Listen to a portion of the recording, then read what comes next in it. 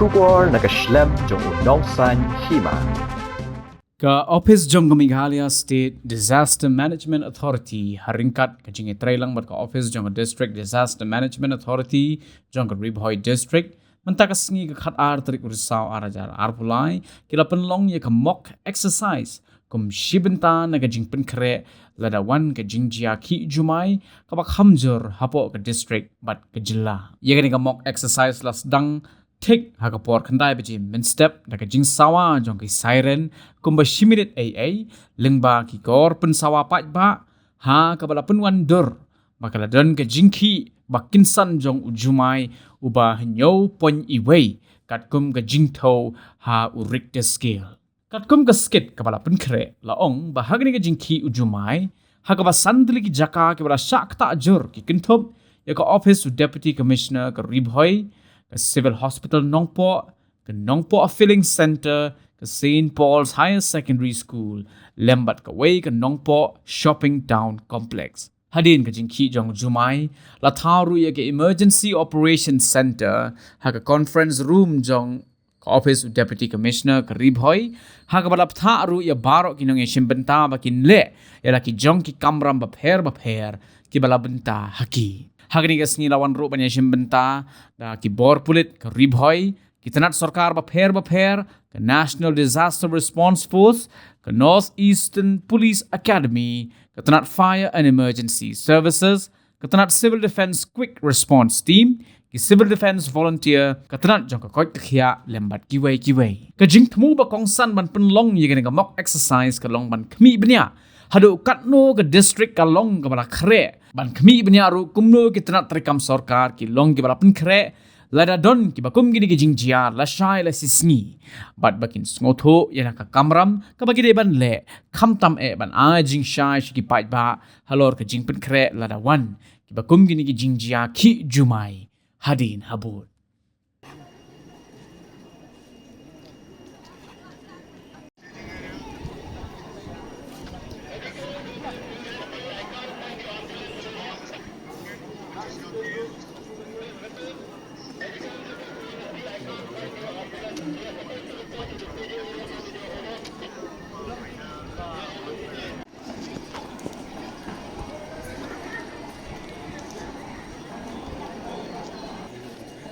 what is happening.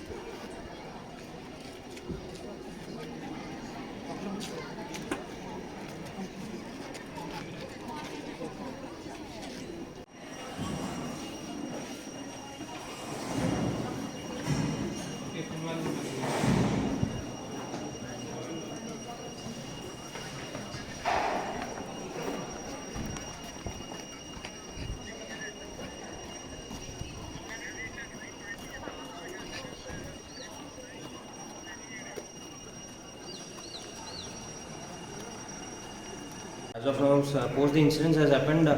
all the immediate response activities have been carried out, wherein the emergency team, that is the medical team, has been activated on time with all the ambulance services provided. The first aid has been set up here at the St. Paul's School, which is the center, and all the medical facilities are being provided. And along with that, all the setup, that is the logistic departments and the management staging area, they are all getting themselves updated with the activities, and they are providing response on time. So we can see that the initial response is quite good, and but over a period of time it requires further more improvement, and that we'll see what is happening.